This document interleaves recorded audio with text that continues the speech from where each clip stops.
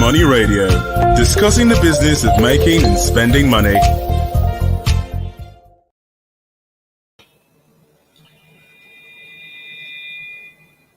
Hello, you're welcome to today's edition of Money Radio on Leadership Podcast. Money Radio, of course, is that program that brings you the latest developments in Nigeria's business and economy cycles and issues of businesses around the world. My name is Innocent Odo. We have again come to give you a very bumper edition of the program.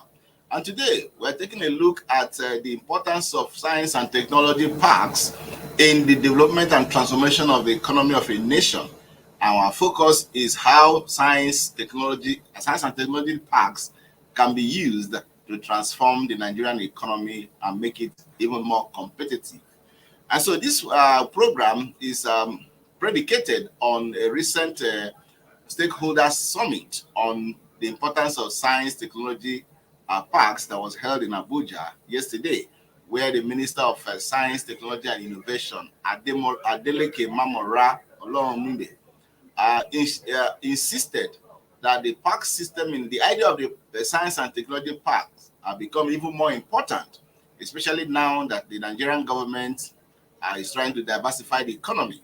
They are trying to see how they can invest in the parks and ensure that they meet the challenges of the modern time in order to provide the essential skills and services required to build capacity and on indigenous level for Nigerians to be able to compete on the global level.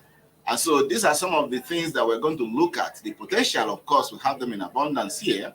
Well, our major focus today is the challenges facing the park system in Nigeria and how we are going to mitigate against those encumbrances. I am not alone in the studio. I am here with an expert in information and communication technology, ICT, also a very great in terms of analysis of current issues concerning science, technology, and innovation. We welcome Hani Odefari to the program. Hani, you're welcome.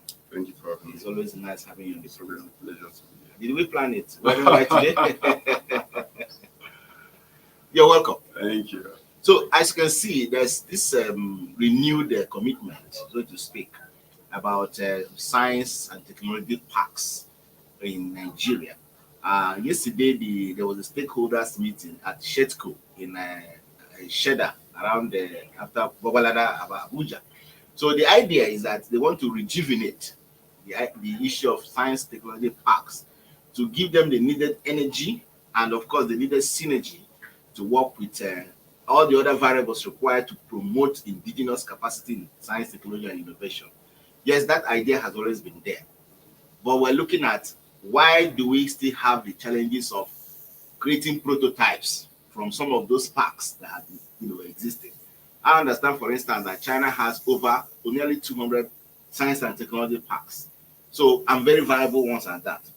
But the ones that we have so far created in the country, what has been their performance so far?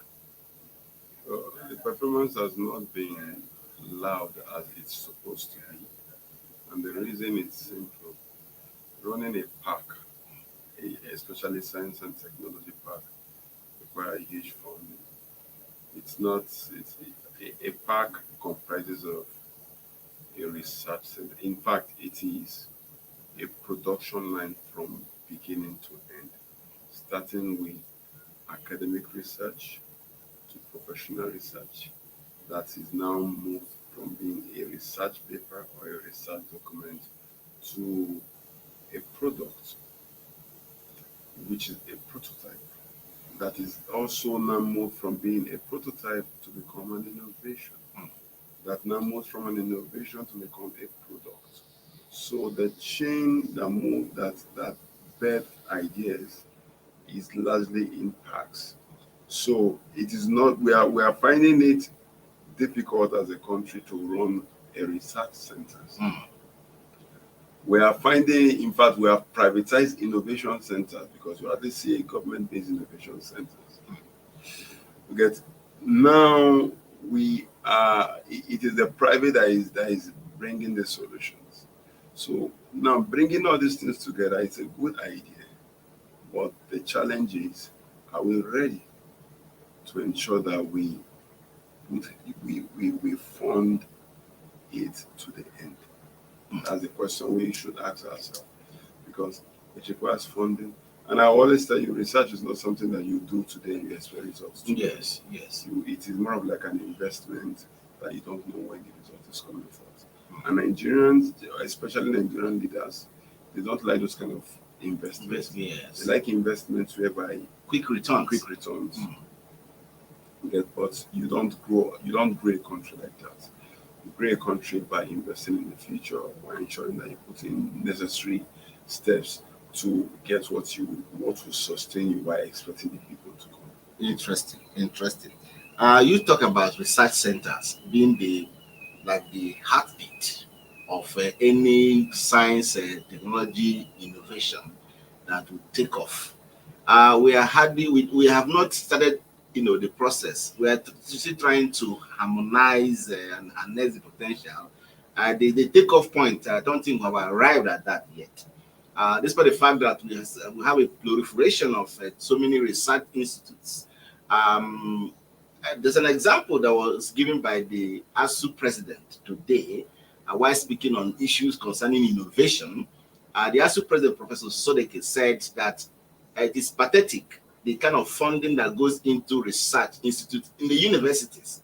And he also challenged the government that if they want the universities to be more productive in terms of research and development, they should in fact invest more and give the universities time frame and targets and see how they can take up the challenge. Because according to him, the university system has got the potential, the brain, and the capacity to build whatever research and development that is required to move the nation forward.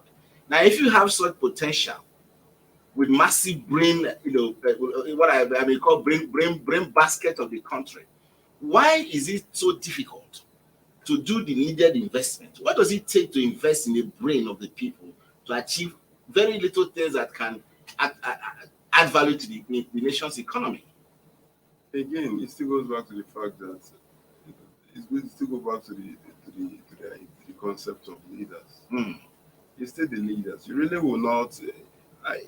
Before I invest in anything, I must know what I'm investing in. Yes, indeed. Nigerian leaders so far, we really have not put so much attention on research. In fact, to start with, we're a consuming nation. So what's the need for research? We're not a productive nation. If we were a productive nation, it means that we'll be able to identify problems, we'll be able to solve them, get the solution for the problems, and convert that solution to become an innovation, which eventually ends up in the market as a product. Yes. But we are a consuming nation, so if we expect people to do the work and just bring for us to consume, not until we begin to produce, we will not see the importance of research. And that's one of the things that has kept us still till date. We need to move from the state where we consume to be productive. It is in the course of production that you identify problems. If you're not productive, you would never identify problems.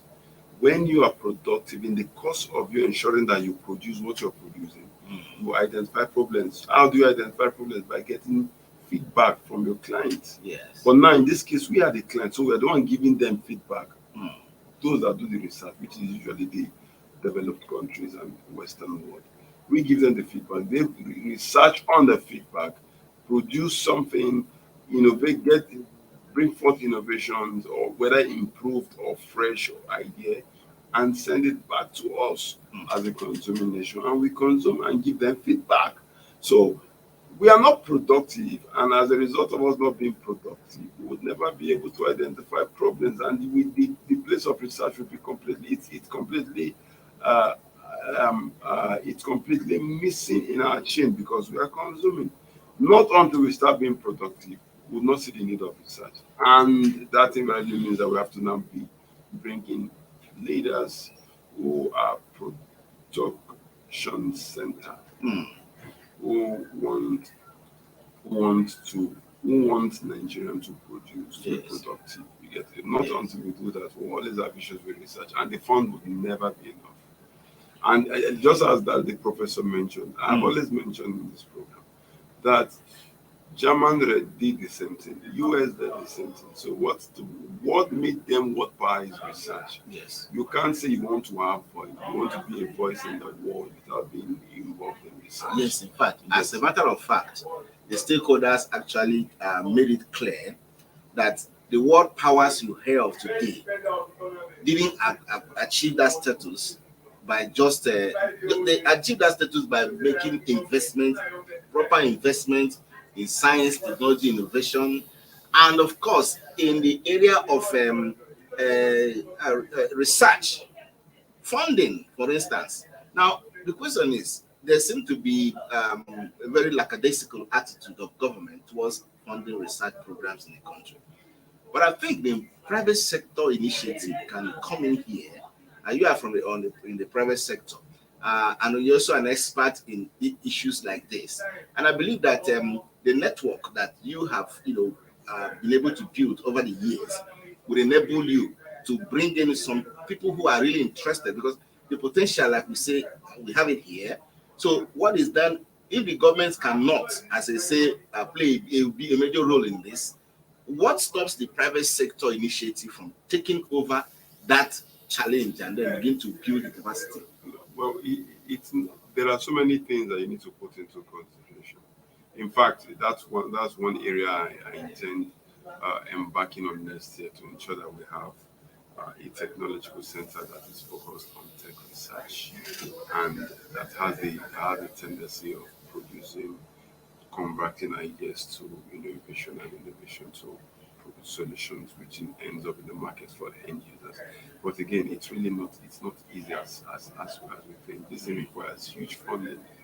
Because you need to get the land mass. The way lands are in Abuja. Yes. But beyond that, you need to have foreign partners, yes, who would be able to give you the right counsel in the place of prototyping, in the place of international best practices, in the place of intellectual properties. You need to have lawyers. So it's like a city on its own. You need to have lawyers who will help you with intellectual property rights. You need to have all these things, and these people you need to fund them. You need to pay them. You need to ensure that they have all it takes to keep riding and keep driving and keep pushing for that idea to come to pass. Then you need to now have link with the market. Yeah. You need to have investors. You need to have link with investors who will come to invest in prototype. Where is the government's place? The government needs to develop policies that enable business to strive. You need to now ensure that the government are usually the first partakers of our products. Because these are some of the things that, yes, you can have all the funds to do this. If you, coming from a country like Nigeria and the government is not patronizing you, how well do you think you can sell your products to other countries for them to get patronage? It is when your government tests your product, see that your product is good, gives you feedback, you develop the feedback, you build in the feedback into your next version. Now the government will be bold enough in forums like what economic forums like the forum that the president is currently in.